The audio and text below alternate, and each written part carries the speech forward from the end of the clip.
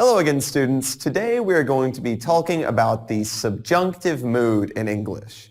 Now, this may sound scary and you may not know what subjunctive mood is or remember it immediately. So remember that we have three moods when we're speaking in English. If I say something like, I like reading, here I'm speaking in the indicative mood. However, if I say something like, read this text, please, here I'm speaking in the imperative mood. I'm giving you a command. But finally, if I say a sentence like, I wish I were traveling to the Canary Islands right now, here I'm using what we call the subjunctive mood in English. And the subjunctive mood is mainly used to do three things. First, it's used to express hypothetical or imaginary situations that are not real. I wish I were traveling, but I'm not traveling. I'm here with you. The second is I can express a wish that I have. I wish I were. We'll talk more about that later. And finally, I can talk about imaginary things. And by the way, there is an excellent American advertisement which makes great use of the subjunctive mood. It's very famous. It's from the Oscar Mayer Company. They sell hot dogs, and it goes something like this. I wish I were an Oscar Mayer wiener. That's what I'd really like to be. 'Cause if I were an Oscar Mayer wiener, everyone would be in love with me.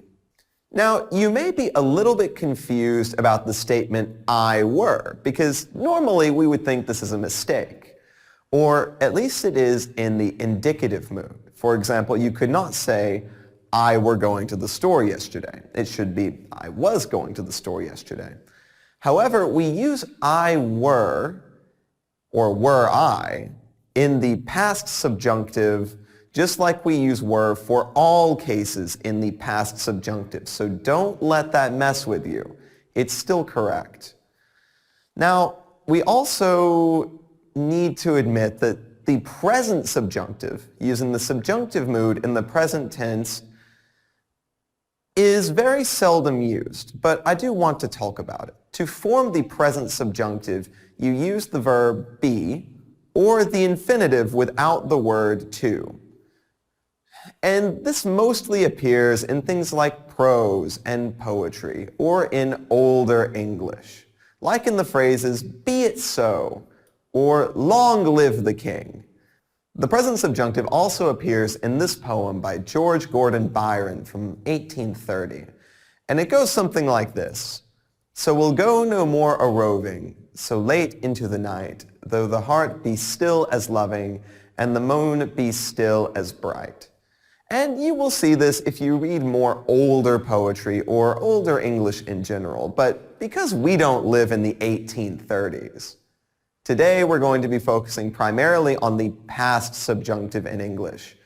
Now, one use of the past subjunctive in English is to express wishes or regrets.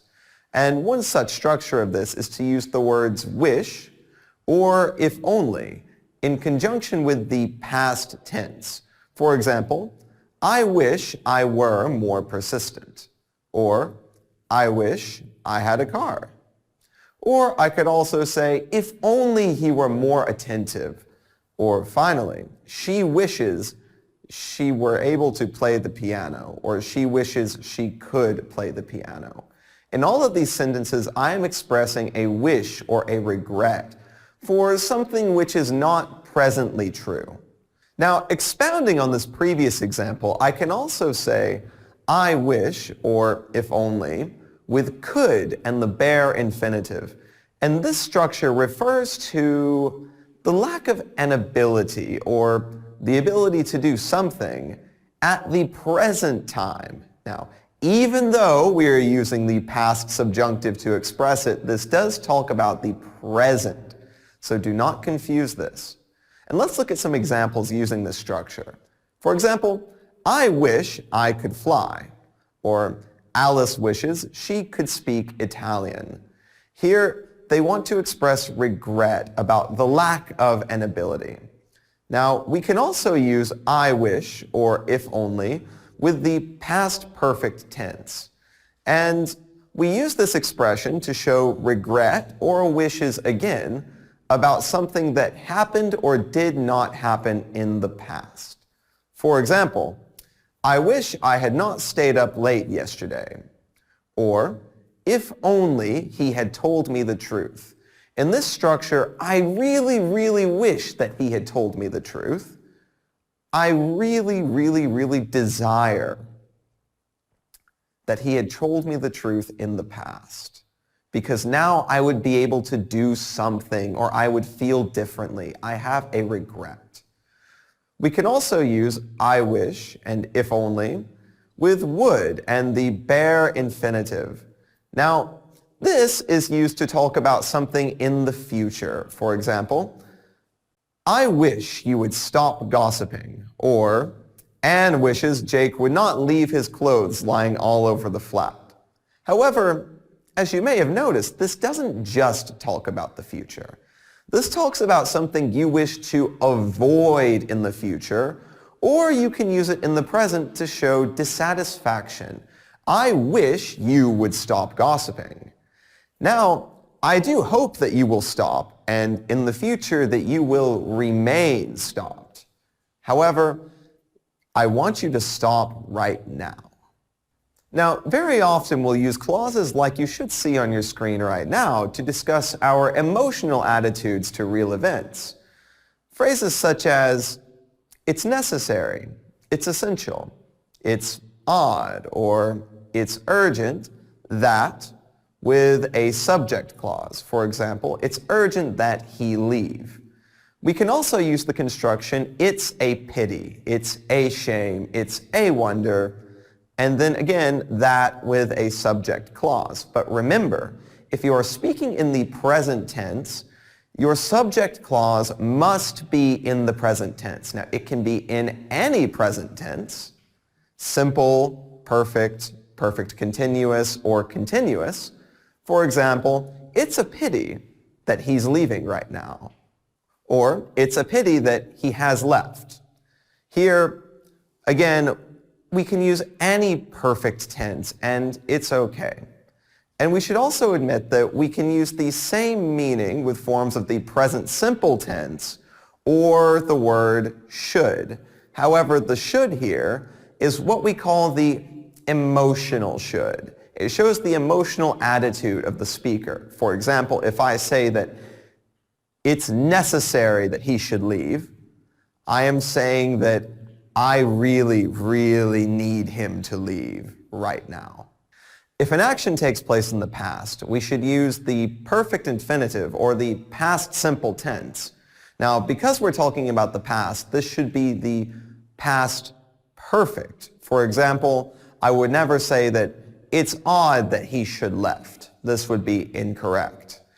Much better to me would be, it's odd that he should have left, or even better, without should, it's odd that he had left. And we'll use this particularly if we're talking about he had left before another event. This is not a hard rule, but you will commonly hear people say, it's odd that he had left the restaurant before he had eaten his food.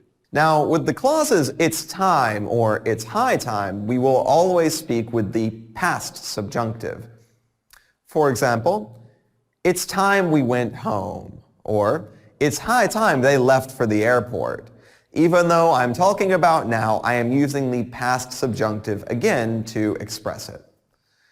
Also, when you make suggestions or give advice, you should also use the subjunctive mood. For example, in the sentence, I suggest that he take this course. Now, you may hear Americans say, I suggest that he should take this course.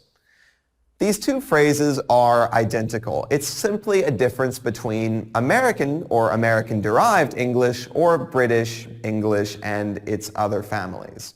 So just know that I suggest that he should take this course. It's more American, like I would speak. Or I suggest that he take this course is more British. But everyone understands both, and we even mix them up from time to time. So when you express a demand or a command, in particular from other people, you may also use the subjunctive mood, and we'll use this with verbs like to order, to demand, to insist, etc. For example, the chef orders that everything be ready by 2 p.m. tomorrow. Or, he demands that we should prepare everything by 5. And finally, they insist that their workers should finish by 5. Now, I can also say that I insist that my coffee be delivered before class. I can say this, but this structure is much more common to talk about other people's demands, and you will hear it very often when reporting other people's demands. So that's about all I wanted to tell you about the subjunctive mood today. And just to remind you, we can use the subjunctive mood to express the following. We can express wishes, imaginary situations, regrets. We can make suggestions, give advice, we can give orders or commands, or we can express the demands of other people. Now, I highly suggest that you review this lesson a few times. The subjunctive mood in English is A, important, and B, a little bit tricky. So be sure to review everything maybe 2, 3, or even 4 times to make sure that you have it mastered. I'll see you next time.